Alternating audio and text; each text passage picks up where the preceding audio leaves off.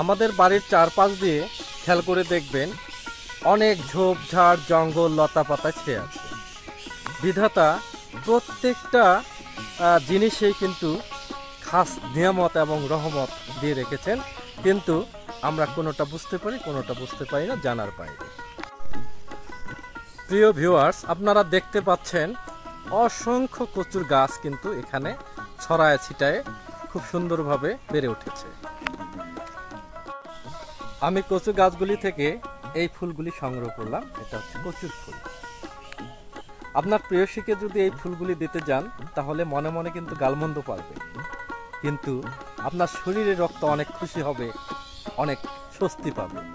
কারণ এই কচু ফুলের মধ্যে প্রচুর পরিমাণে আয়রন রয়েছে, যা আপনার শরীরের রক্তের হিমোগ্লোবিনের মাত্রাকে বাড়িয়ে দিয়ে রক্তকে পরিষ্কার রাখতে সহায়তা করবে।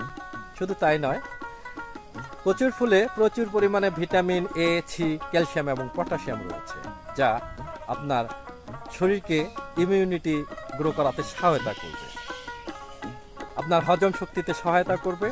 ডায়াবেটিক রোগীদের তো কথাই নেই, ডায়াবেটিক রোগীদের ক্ষেত্রে কচুর ফুল কিন্তু মারাত্মক একটা ভূমিকা পালন করে শর্করাকে নিয়ন্ত্রণের মাধ্যমে। ত্বকের উজ্জ্বলতা এবং চুল পড়া রোধে এই কচু ফুলের জুড়ি নেই।